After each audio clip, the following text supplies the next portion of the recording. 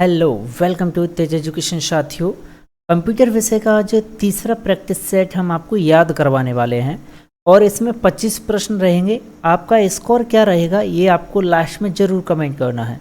अगर आप सीरियस होकर तैयारी कर रहे हैं, सिलेक्शन अगर आपको लेना है, वीडियो पूरा देखना, हर साथी के साथ शेयर करना, पूरे प्रश्न रट लेना साथियों के प्रश्न हमारे वीडियोज से कंप्यूटर में बाहर नहीं जाएगा, इस बात की हम गारंटी लेते हैं। सबसे पहला प्रश्न आपकी स्क्रीन पर मौजूद है, लेकिन उससे पहले बता दूं, क्या व्हाट्सएप ग्रुप जरूर ज्वाइन कर लें। ये हमारा व्हाट्सएप नंबर है, इस पर आप हॉस्टल वार्डन लिखकर भेज दें, जिससे हम आपको इस परीक्षा के ग्रुप में जोड़ देंगे। देखिए, सबसे पहला प्रश्न है कि कंप्यूटर के जनक के रूप में भाई किससे जाना जाता है। सबसे पहला विकल्प है टेड नेल्सन को, हरमन होलेरिथ को, चार्ल्स बेबेज को या फिर ब्लेज को। तो आपको याद रखना है चार्ल्स बेबेज को कंप्यूटर के जनक के तौर पर जाना जाता है। दूसरा प्रश्न है कि कंप्यूटर शब्दावली के आईएसपी का पूरा फुल फॉर्म या पूरा रूप क्या होता है भाई आईएसपी का। विकल्प है इंटरनेट सिस्टम प्रोग्रामिंग या इंटरनेट सर्विस प्रोवाइडर या फिर विकल्प सी है इंटरनेट सेशन प्लान या इंटरनेट सेशन प्रोग्रामिंग। तो आपको याद रखना है आईएसपी का फुल फॉर्म होता है इंटरनेट सर्विस प्रोवाइडर। ठीक, विकल्प बी इसका आंसर है। चलिए, प्रश्न क्रमांक 3 है कि निम्नलिखित में से सबसे सरल और सबसे पुरानी कंप्यूटिंग डिवाइस कौन सी है। साथियों, अब आप छात्रावास अधीक्षक परीक्षा के लिए प्रैक्टिस बैच ज्वाइन कर सकते हैं, जो केवल 249 रुपये में है। इसमें आपको 10,000 प्लस संभावित प्रश्न हम करवाएंगे, 500 टेस्ट आपको मिलने वाले हैं। तो इस प्रश्न का जवाब है कि सबसे सरल और सबसे पुरानी कंप्यूटिंग डिवाइस की अगर हम बात करें तो ये है वही अबेकस। के विकल्प वी इसका सही जवाब है। नेक्स्ट प्रश्न है कि भारत के सुपर कंप्यूटर का नाम वही निम्नलिखित में से क्या है। वेरी वेरी इंपॉर्टेंट, तो आपको याद रखना है भारत का जो सुपर कंप्यूटर है इसका नाम है साथियों परम। ओके, विकल्प ए इसका सही जवाब है। अगला प्रश्न देखिए, प्रश्न क्रमांक 5 है कि आज तक कंप्यूटर की कुल कितनी पीढ़ियां ज्ञात हैं।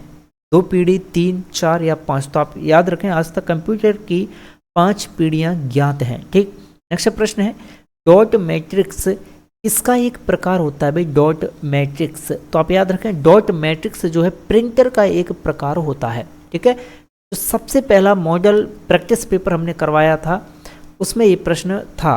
ठीक है, प्रिंटर और डॉट मैट्रिक्स से संबंधित। चलिए, अगला प्रश्न है कि कंप्यूटर एक इलेक्ट्रॉनिक उपकरण है जो डाटा को और निर्देशों के रूप में उपयोगकर्ता से क्या लेता है भाई।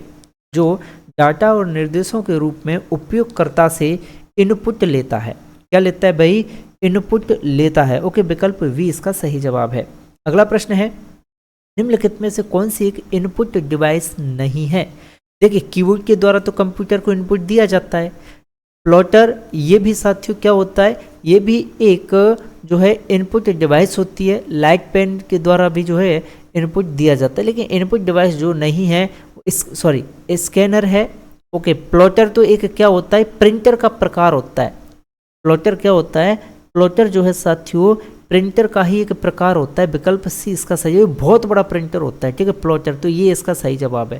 ठीक है, इसके अलावा कीबोर्ड, स्कैनर, फाइल, आप कोई भी पेज अपना स्कैन करके जो है कंप्यूटर में रखते हैं, तो ये तो क्या इनपुट डिवाइस ही हो गई। प्लॉटर जो है आउटपुट डिवाइस है। अगला प्रश्न है कि मेमोरी यूनिट निम्न में से किसका पार्ट होता है। मेमोरी यूनिट, आप याद रखिएगा मेमोरी यूनिट जो होता है ये सेंट्रल प्रोसेसिंग यूनिट का एक भाग या पार्ट होता है सीपीयू का। ओके, आगे बढ़ते हैं। चलिए, प्रश्न है कि डिस्क प्लेटरों के समूह को क्या कहते हैं। आप याद रखें डिस्क प्लेटरों का जो समूह होता है ये हार्ड डिस्क कहलाता है। ठीक, विकल्प सी सही जवाब है। प्रश्न क्रमांक 11 आपकी स्क्रीन पर है कि सीडी और हार्ड डिस्क को सामान्यतः क्या कहा जाता है। तो आपको याद रखना है सीडी और हार्ड डिस्क को सामान्यतः सेकेंडरी स्टोरेज डिवाइस कहा जाता है। ठीक है भाई, विकल्प डी इसका सही जवाब है। अगला प्रश्न है निम्न में से कौन सा इनपुट डिवाइस नहीं है।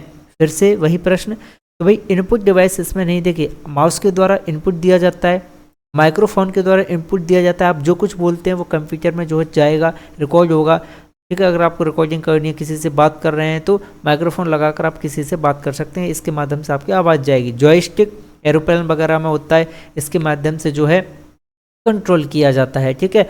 और स्पीकर जो है ये आउटपुट डिवाइस है, तो यही इसका आंसर हो जाएगा। अब चलिएगा अगला प्रश्न होता है कि कंप्यूटर स्पीकर और हेडफोन किस प्रकार की डिवाइस हैं। तो आप याद रखें कंप्यूटर स्पीकर और हेडफोन ये दोनों के दोनों जो है साथियों आउटपुट डिवाइस हैं, ठीक।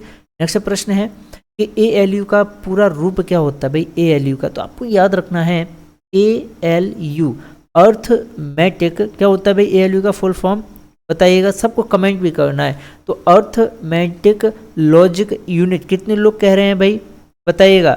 इसका सही जवाब क्या होगा, अर्थमेटिक लॉजिकल यूनिट या फिर एप्लीकेशन लॉजिक यूनिट या फिर विकल्प सी आपका सही जवाब होगा। सबको इसका आंसर जरूर कमेंट करना। और हाँ, आपको एक बात बता दूं मैं साथियों, कंप्यूटर विषय में हम जो आपको पढ़ा रहे हैं ना, एक प्रश्न जो है आपका बाहर नहीं जाएगा, ठीक है। इसीलिए आप अच्छी तरह से जो है साथियों इसे रट कर जाइएगा, ठीक है। तो इसका सही जवाब विकल्प ए होगा, अर्थमेटिक लॉजिक यूनिट, ठीक है। आगे बढ़ते हैं, चलिएगा। प्रश्न है कि एक फंड एंड प्रोसेसर प्राय उपयोग होता है भाई किस में बताइएगा। तो आप याद रखें एक फंड एंड प्रोसेसर जो है प्राय यूज किया जाता है प्यारे साथियों, ये भी आपको कमेंट करके बताना है। इसका सही जवाब है मल्टी प्रोग्रामिंग में यूज किया जाता है।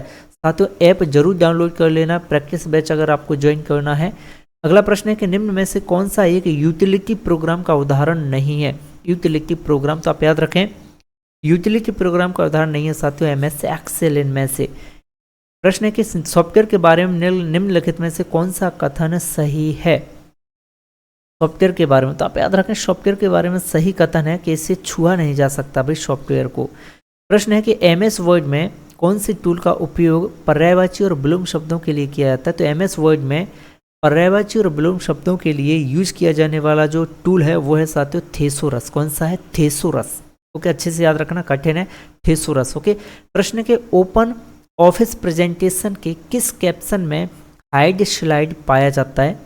तो ओपन ऑफिस प्रेजेंटेशन का जो कैप्शन है जिसमें हाइड स्लाइड पाया जाता है ये है आपका स्लाइड शो, ठीक। प्रश्न है कि लिनक्स में प्रोसेस के कैरेक्टरिस्टिक्स को डिस्प्ले करने के लिए किस कमांड का उपयोग किया जाता है।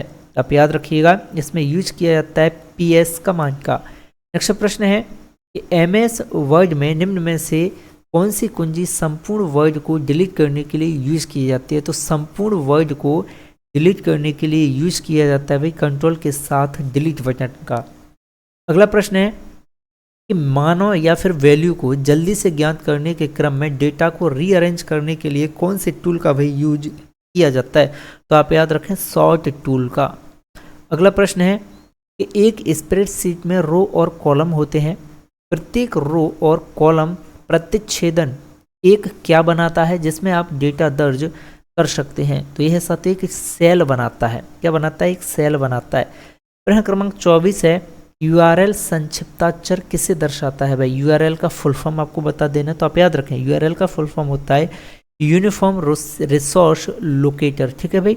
अगला प्रश्न है कि GAL का संक्षिप्ताक्षर किसे दर्शाता है। GAL का फुल फॉर्म आपको बता देना है। तो आप याद रखें GAL का फुल फॉर्म होता है प्यारे साथियों ग्लोबल एड्रेस लिस्ट, ठीक है भाई। GAL क्या होता है, ग्लोबल एड्रेस लिस्ट जो है GAL का फुल फॉर्म होता है। तो इस वीडियो में हमने आपका प्रैक्टिस सेट कंप्लीट किया। साथियों हमारा ऐप डाउनलोड करें तेज एजुकेशन। ऐप पर आपको छात्रावास अधीक्षक के लिए प्रैक्टिस बैच मिल जाएगा और ये मात्र 249 रुपये में है। वीडियो को अपने हर एक मित्र के साथ शेयर करें। एक प्रश्न हमारे PDF से साथियों बाहर नहीं जाने वाला है। बहुत अच्छे से आप तैयारी करें, हर चीज़ आपको याद होनी चाहिए। एक बार, दो बार, 4 बार आप रिवीजन करें, लेकिन विश्वास मानिएगा चीज़ें बाहर बिल्कुल नहीं जाने वाली हैं।